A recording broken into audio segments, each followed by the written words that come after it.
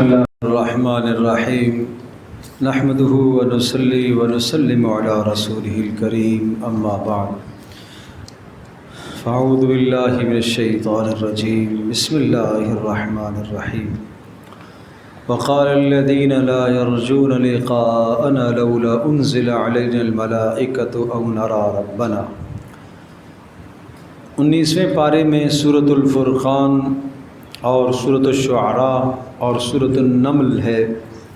سورۃ الفرقان کا کچھ حصہ 2 رکوع 18ویں پارے کے آخر میں تھے، اور سورۃ الفرقان کا بنیادی موضوع کہ ہر قسم کی برکت اور خیر اللہ کی طرف سے ہی آتی ہے، یعنی پوری سورت کا نچوڑ اور خلاصہ آپ یہ کہیں تو وہ یہ بات ہے کہ ہر طرح کی ہر قسم کی برکت اور خیر اللہ کے ارادے سے، اللہ کے حکم سے آتی ہے۔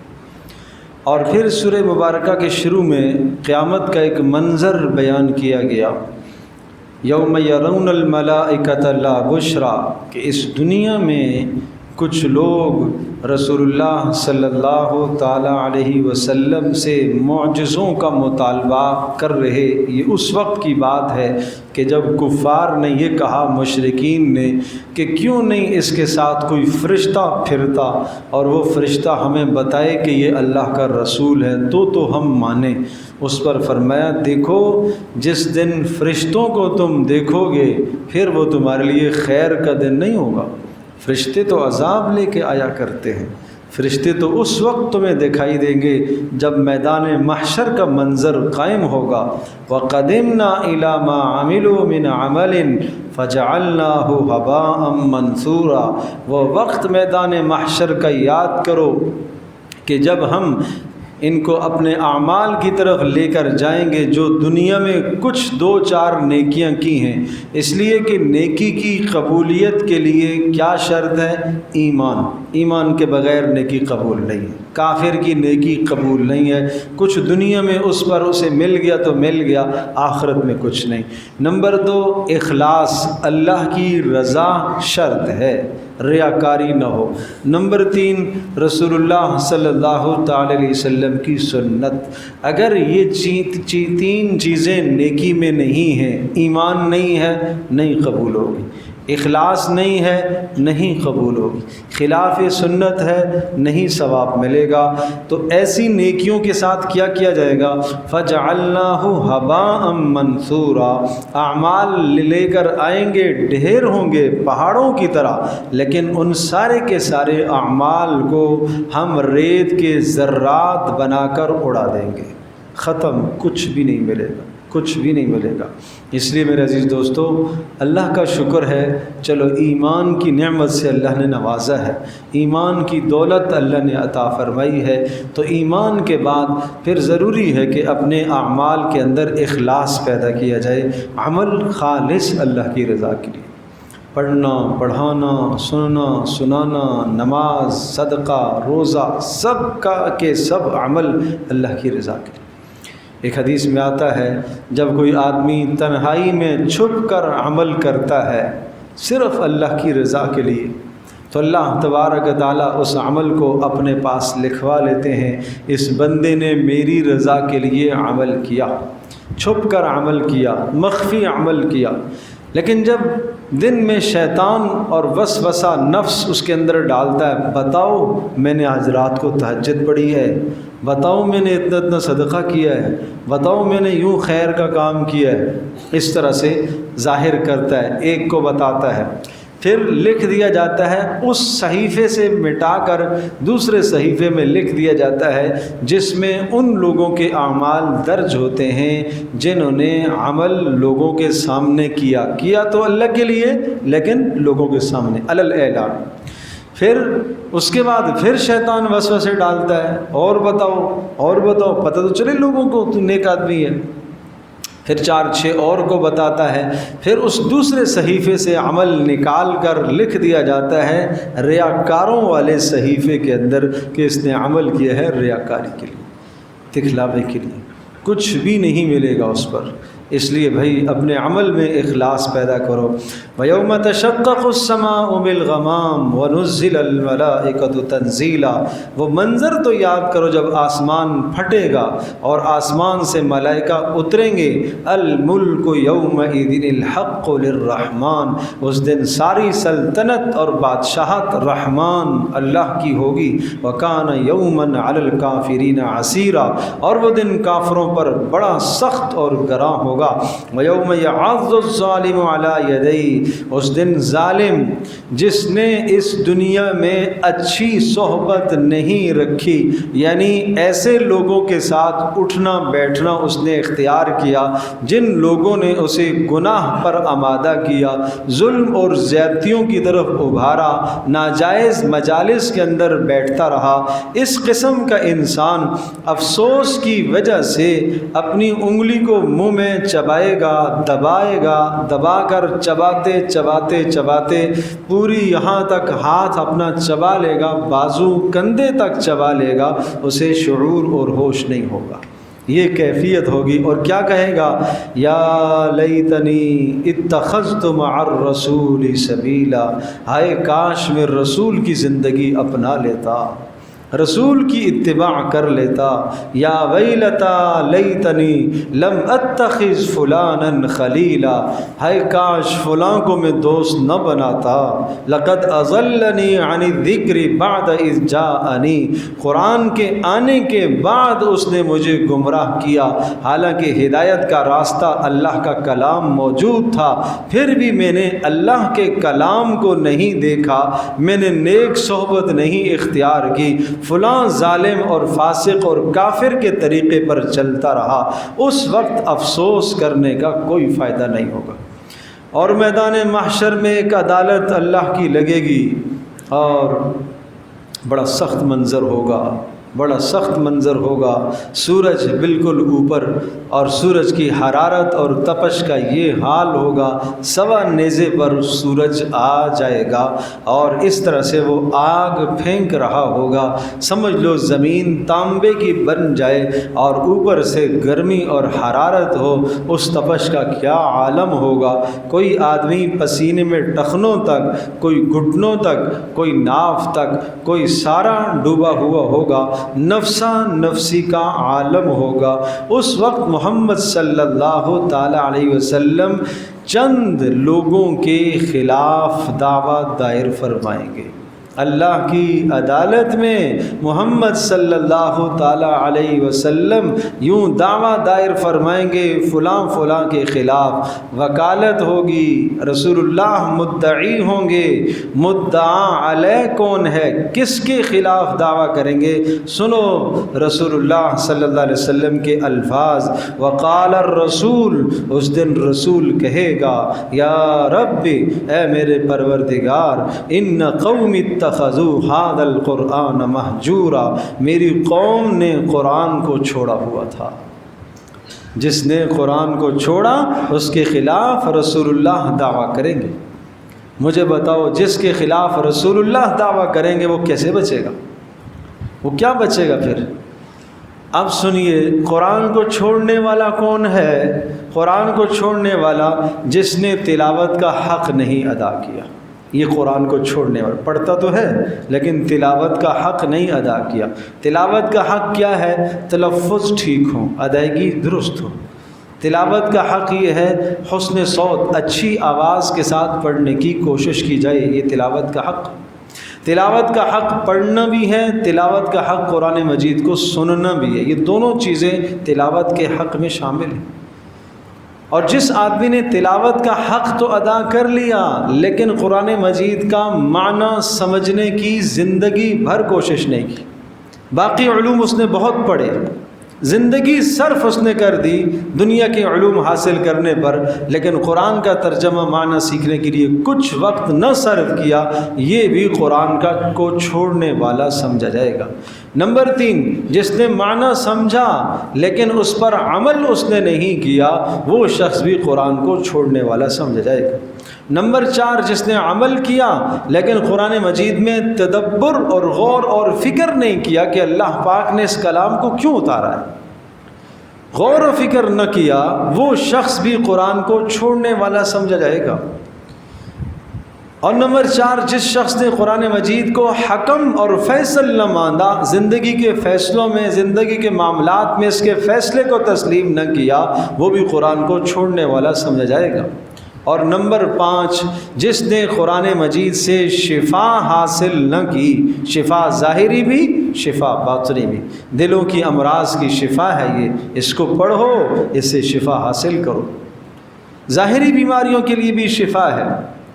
جس نے شفا حاصل نہ کی وہ بھی قرآن کو چھوڑنے والا ہے، اور جس نے یہ سارا کچھ کیا، قرآن مجید کی نشر و اشاعت اور پھیلانے کی کوئی کوشش اس نے نہ کی، وہ بھی قرآن کو چھوڑنے والا سمجھا جائے گا۔ یہ علامہ ابن قیم رحمۃ اللہ علیہ کی بات نقل کر رہا ہوں، انہوں نے ان سب قسموں کو اس آیت کے ذیل میں قرآن کو چھوڑنے والا لکھا ہے۔ یہ قرآن کا حجر ہے، قرآن کو ترک کرنا ہے۔ آج میں اور آپ ہم سب سوچیں کہ یہ جو قرآن کو چھوڑنے والے کی فہرست میں 6 لوگ میں نے گنوائے ہیں، کہیں اس فہرست میں میرا نام تو نہیں ہے؟ کہیں ان میں سے کوئی کام میں نے کیا ہو اور میں اس فہرست میں شامل ہو جاؤں، اور پھر رسول اللہ صلی اللہ علیہ وسلم میرے خلاف قیامت کے دن دعویٰ دائر فرمائیں؟ اس وقت میں متمنی ہوں گا کہ رسول اللہ صلی اللہ علیہ وسلم میری سفارش فرمائیں، لیکن آپ سفارش سے ہاتھ اٹھا لیں گے، اور آپ سفارش تو کیا خلاف دعویٰ کریں گے، تو کیسے بچ سکو گا؟ اس لیے وقت ہے، ابھی سیکھنے کا وقت ہے۔ محنت کرو قرآن کے ساتھ، قرآن کے ساتھ ذوق رکھو، اور انشاءاللہ ثم انشاءاللہ میرا ارادہ ہے کہ انشاءاللہ رمضان کے بعد انشاءاللہ عمومی لوگوں کو انشاءاللہ قرآن سیکھنے کی انشاءاللہ ہم یہاں ایک کلاس قائم کریں گے۔ جو بھی جس میں سیکھنے کے لیے اس میں آنا چاہے، کوئی مشقت نہیں ہے، کوئی مشکل نہیں ہے، انشاءاللہ ثم انشاءاللہ آپ 1 سال 1.5 سال کے اندر انشاءاللہ اس جگہ تک پہنچ جائیں گے کہ قرآن کا مفہوم آپ کو سمجھ میں آنے لگے گا انشاءاللہ۔ کیوں مشکل ہے؟ انگریزی ہماری زبان نہیں ہے، اس زبان کو سیکھ لیا، جوانوں نے سیکھا، بڑوں نے سیکھا، پڑھنا بھی آتا ہے، بولنا بھی آتا ہے بڑے فخر سے۔ تو قرآن مجید عربی زبان ہے، یہ تو اس سے زیادہ آسان ہے، اور اس کے سیکھنے کا لطف ہے، مزہ ہے۔ یہ قرآن کی زبان ہے، یہ اللہ کی زبان ہے، یہ رسول پاک صلی اللہ علیہ وسلم کی زبان ہے، یہ جنت والوں کی زبان ہے، اس لیے اس پہ محنت کی ضرورت ہے۔ وقت تو انشاءاللہ ثم انشاءاللہ ہمارا ربط قرآن سے ایسا قائم ہونا چاہیے، ایسا قائم ہونا چاہیے تاکہ قیامت کے دن یہ قرآن مجید ہمارے حق میں سفارشی ہو، ہمارے خلاف سفارش نہ کرے۔ اور اس کے بعد اللہ کے مقرب بندے سورہ فرقان میں بیان کیے گئے، یہ ہم سب کی ضرورت ہے۔ اس آیت کے متعلق میں اکثر عرض کیا کرتا ہوں، یہ آئینے کی طرح ہے، اپنے آپ کو پیش کرو اس کے سامنے کہ اللہ کا مقرب جو ہے اس میں یہ صفات ہیں، کیا یہ صفات میرے اندر موجود ہیں ساری؟ اس لیے کہ انسان کی قیمت لگتی ہے عمل پر۔ کیا صفات ہیں؟ وَعِبَادُ الرَّحْمَنِ الَّذِينَ يَمْشُونَ عَلَى الْأَرْضِ هَوْنًا۔ نمبر 1، اللہ کے مقرب رحمان کے بندے۔ یہ لفظ رحمان یوں نہیں کہا عباد اللہ، اللہ کے بندے نہیں، رحمان کے بندے۔ یہ رحمان کا لفظ اس لیے کہا کہ اللہ پاک قیامت کے دن اپنی صفت رحمان کے ذریعے سے ان پر رحمت برسائے گا۔ رحمان کے بندے کون ہیں؟ الذین یمشون علی الارض ہونا، جو زمین میں چلتے ہیں عاجزی اور تواضع کے ساتھ، تکبر نہیں ہوتا، چال میں تکبر نہ ہو، گفتار میں تکبر نہ ہو۔ نمبر 2، وَإِذَا خَاطَبَهُمُ الْجَاهِلُونَ قَالُوا سَلَامًا، جب جاہل سے مذاکرہ ہو جائے، بات چیت ہو جائے جاہل انجان سے، تو پھر یہ جہالت کی بات نہیں کرتے جاہل کے ساتھ، جاہل سے درگزر کر دیتے ہیں۔ رسول اللہ صلی اللہ علیہ وسلم کا بڑا پیارا ایک وصف ہے، اللہ ہم سب کو وہ وصف عطا فرمائے۔ تاریخ کی کتابوں میں لکھا ہے پیارے پیغمبر صلی اللہ علیہ وسلم کی یہ خوبی اہل کتاب آ کے تلاش کرتے تھے کہ ہم نے نبی و آخر الزمان کی یہ خوبی پڑھی ہے کہ ہمیشہ دوسروں کی جہالت، جب اس کے سامنے آئے گی تو اس نبی کا حلم اور تحمل سامنے والے کی جہالت پر غالب آ جائے گا۔ اور رسول اللہ صلی اللہ علیہ وسلم کا یہ حال ہوتا تھا، سخت سے سخت کوئی غصہ دلا دے، کبھی بھی ایسا نہیں ہوا کہ سامنے والے کی جہالت سے رسول اللہ صلی اللہ علیہ وسلم مغلوب ہو گئے ہوں، ایسا نہیں، ہمیشہ اس کی جہالت کا جواب تحمل سے دیتے تھے، عفو درگزر سے جواب دیتے تھے۔ یہ بڑی پیاری خوبی ہے۔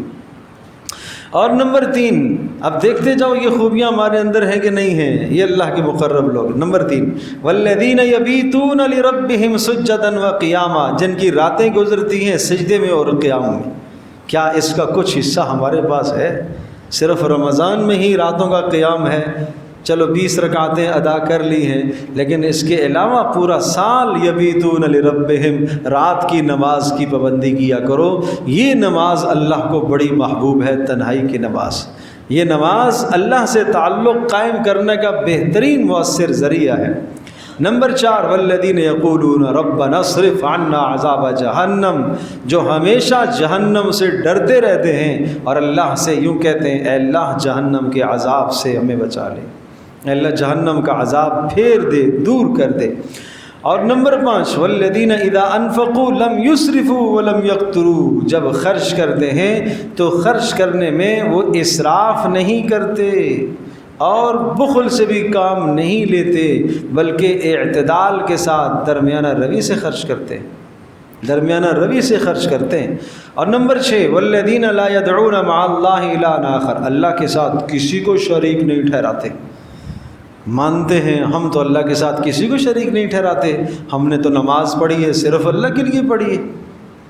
ایک آدمی نماز پڑھ رہا ہے اور سجدے میں گیا یا قیام میں کھڑا ہے، برابر میں ایک آدمی آیا، دل میں خیال آیا کہ جناب نماز تھوڑی سی لمبی کر لوں، پہلے ارادہ تھا 3 بار سبحان ربی العظیم کہنے کا، برابر میں کوئی آدمی آ کے کھڑا ہو گیا تاکہ اسے پتہ چلے یہ نمازی ہے، 3 کے بجائے 6 بار سبحان ربی العظیم کہا، یہ 3 تو اللہ کے لیے اور 3 اس بندے کے لیے ہو گئے۔ اسی کا نام شرک ہے، اسی کا نام شرک ہے، اسی کا نام شرک ہے۔ خرچ کیا مال، کچھ اللہ کے لیے کیا اور کچھ اس لیے کیا کہ پتہ چل جائے کہ بڑا آدمی ہے، خرچ کرنے والا ہے۔ یہ کیا کیا اس نے؟ اللہ کے ساتھ کسی اور کو شریک ٹھہرایا اس نے۔ یہ عمل کیسے قبول ہوگا؟ نمبر 7، ولا یقتلون النفس، کسی جان کو ناحق قتل نہیں کرتے۔ اور نمبر 8، ولا یزنون، زنا کے قریب نہیں جاتے۔ اس پر تفصیل پیچھے سورہ بنی اسرائیل میں آ گئی ہے۔ یضاعف لہ العذاب یوم القیامہ، اور جو شخص ایسے کام کرے گا اس کو سخت اور بد عذاب دیا جائے گا۔ ہاں، جو توبہ کر لے گا اور سچی توبہ کرے گا ان جرائم کے بعد، اللہ نہ صرف معاف کرے گا بلکہ اللہ تبارک و تعالیٰ اس کی تمام کے تمام گناہوں کو اللہ نیکی سے تبدیل کر دے گا۔ والذین لا یشہدون الزور، اور نمبر 9، جو بیہودہ مجالس سے جب گزرتے ہیں وہاں شریک نہیں ہوتے، ناجائز مجلسوں میں، گناہ کی مجلسوں میں، غیبتوں کی مجلسوں میں نہیں بیٹھتے، وہ شرافت سے گزر جاتے ہیں۔ اور نمبر 10، وَإِذَا مَرُّوا بِاللَّغْوِ مَرُّوا كِرَامًا، جب کسی لغو بات کے پاس سے ان کا گزر ہوتا ہے تو بالکل شرافت سے گزر جاتے ہیں، وہاں کسی قسم کی دلچسپی نہیں لیتے، کسی قسم کی دلچسپی نہیں لیتے۔ اور نمبر 11، اذا ذکروا بآیات ربہم لم یخروا علیہا صما وعمیانا، اللہ کی آیتیں جب ان کے سامنے پڑھی جاتی ہیں، سنائی جاتی ہیں تو ان میں غور و فکر کرتے ہیں، تدبر کرتے ہیں، غور و فکر کرتے ہیں۔ اور نمبر 12، والذین یقولون ربنا هب لنا، اور جو ہمیشہ اپنی دعاؤں میں اپنی اولادوں کو اور اپنی بیویوں کو بھی یاد رکھتے ہیں، اور کیا کہتے ہیں؟ اے ہمارے پروردگار، ہماری اولادوں کو اور ہماری بیویوں کو ہماری آنکھوں کی ٹھنڈک بنا، ہماری آنکھوں کی ٹھنڈک بنا۔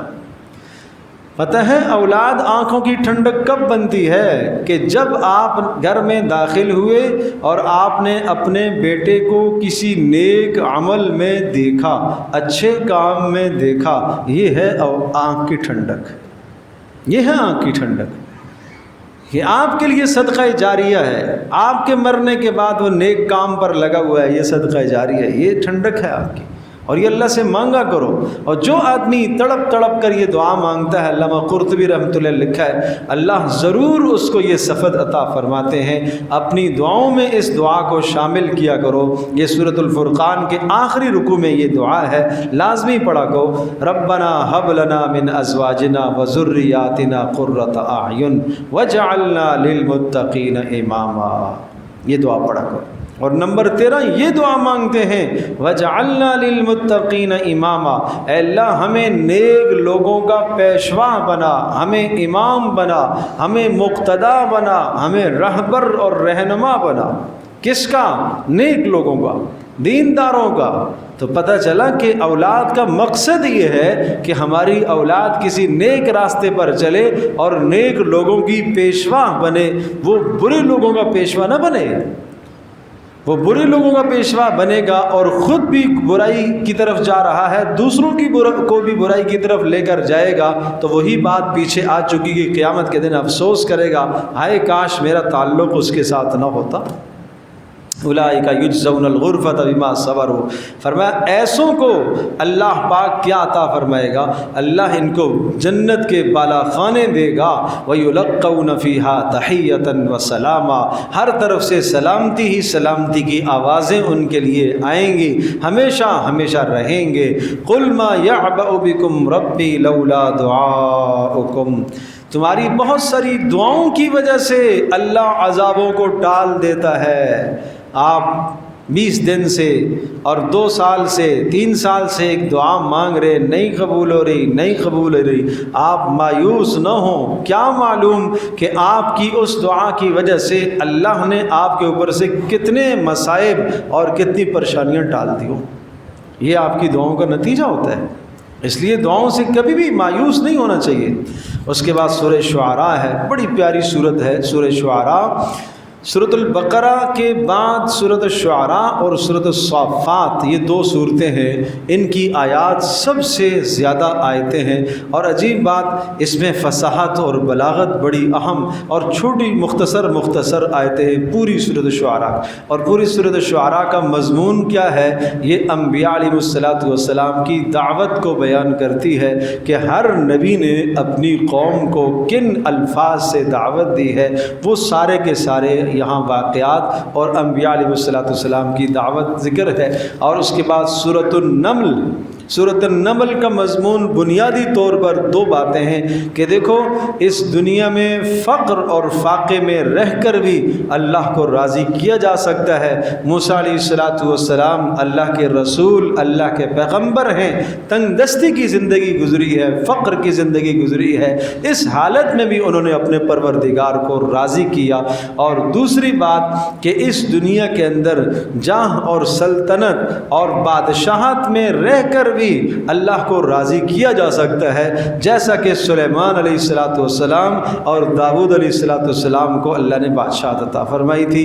تو ان 2 نبیوں کی بادشاہت اور سلطنت کا تذکرہ، اور بڑے عجیب الفاظ ہیں حضرت سلیمان علیہ السلام کے۔ اللہ تبارک تعالیٰ نے ان کو اتنی بڑی سلطنت دی، انسانوں پر بھی حکومت، جنات پر بھی حکومت، پرندوں پر بھی حکومت، چرندوں درندوں پر بھی حکومت، سب چیزوں کی بولیاں سمجھ رہے ہیں، اور فضاؤں میں ان کا تخت جو ہے، عرش اور تخت جو ہے وہ سیر اور سفر کر رہا، یہ سب کچھ تھا، لیکن کیا زبان پر کیا الفاظ تھے؟ ان ھذا لہو الفضل المبین، یہ اللہ کا فضل ہے، یہ اللہ کا فضل ہے، یہ میرا کوئی کمال نہیں، یہ میرا کوئی کمال نہیں۔ اور جب یمن سے بلقیس کا تخت منگوایا گیا اور پتہ چلا کہ ایک عورت جو ہے وہاں وہ لوگ اس کی پوجا کرتے ہیں اور سورج کو سجدہ کرتے ہیں، اور عورت حکمران بنی ہوئی ہے، تو حضرت سلیمان علیہ السلام نے اس کو خط لکھا اور اسلام کی دعوت دی۔ اور جب وہ سلیمان علیہ السلام کی طرف آنے لگی، سلیمان علیہ السلام نے اپنے جنات سے اور جتنے بھی وزراء تھے سب سے کہا کون ہے جو اس کا تخت میرے پاس لے کر آئے؟ ایک عفریت من الجن، ایک بڑا دیو ہیکل جن تھا، اس نے کہا میں لے آؤں گا۔ کتنی دیر میں لاؤ گے؟ آپ کے یہاں سے اٹھنے سے پہلے پہلے لے آؤں گا۔ سلیمان علیہ السلام نے فرمایا اور اس سے جلدی کون لائے گا؟ قال الذی عنده علم من الکتاب، ایک دوسرا تھا جس کو اللہ نے کتاب کا علم دیا تھا، اس میں اعظم تھا اس کے پاس، اور بعض مفسرین نے لکھا ہے کہ خود حضرت سلیمان علیہ السلام کا معجزہ تھا، واللہ اعلم بالصواب۔ اس نے کہا میں پل جھپکنے سے پہلے لے آؤں گا۔ فلما رآہ مستقرا عنده قال هذا من فضل ربی، دیکھا یوں ادھر دیکھا تو تخت یہ پڑا ہوا ہے، اور کیا کہا سلیمان نے؟ پھر وہی بات، ھذا من فضل ربی، یہ میرے اللہ کا فضل ہے۔ آج ہم جگہ جگہ لکھتے ہیں ھذا من فضل ربی، مکان کے باہر بھی ایک تختی لگی ہوتی ہے ھذا من فضل ربی، ماشاء اللہ ھذا من فضل، ارے اللہ کے بندو کوئی شک نہیں، ھذا من فضل ربی بابرکت کلمہ ہے، ماشاء اللہ بابرکت کلمہ ہے۔ اس کلمے کی تہ کو سمجھو، وہ سلیمان کے جذبات پیدا کرو، پھر کہو ھذا من فضل ربی، ھذا من فضل ربی، لکھا ہوا ہے، تختہ لگا ہوا ہے ھذا من فضل ربی، بڑا عالی شان گھر بنایا۔ دوست و احباب آئے، پوچھا ہاں جی مبارک ہو، گھر ہے آپ کا بہت اچھا بنایا۔ ہاں جی بس میں ریٹائر ہوا، میرے یہ پیسے تھے، وہ پیسے تھے، یہ تھا وہ تھا، یہ کیا کر رہا ہے؟ کہاں گیا اللہ کا فضل؟ لکھا ہوا بس وہاں رہ گیا۔ یوں کہنا چاہیے میرے اللہ کا فضل ہے، میرا کچھ نہیں ہے، مال دیا تو بھی اللہ نے دیا، ذہن دیا تو بھی اللہ نے دیا، صلاحیت دی تو بھی اللہ نے دی ہے، ھذا من فضل ربی کا یہ معنی ہے۔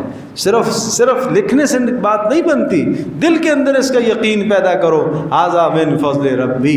اس جگہ پر انسان شرک کرتا ہے، اپنے نفس کو اللہ کے ساتھ شریک ٹھہراتا ہے، کام سارا اللہ نے کیا، اللہ کے فضل سے آیا، لیکن اس کو انسان اپنی طرف منسوب کرے۔ اللہ اکبر، بڑے عجیب ایک نکتے کی بات عرض کرتا ہوں، میں بات ختم کرتا ہوں ایک بات کہہ کر۔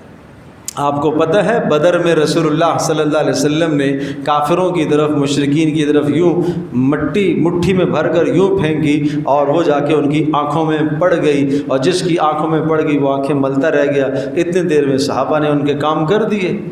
تو اب قرآن کیا کہتا ہے؟ وَمَا رَمَيْتَ إِذْ رَمَيْتَ وَلَكِنَّ اللَّهَ رَمَى فَلَمْ تَقْتُلُوهُمْ وَلَكِنَّ اللَّهَ قَتَلَهُمْ، یہ تلواریں آپ کی چل رہی تھیں ان کو قتل کرتے ہوئے، آپ مت سمجھیے کہ آپ نے قتل کیا ہے، نہیں، اللہ نے قتل کیا ہے۔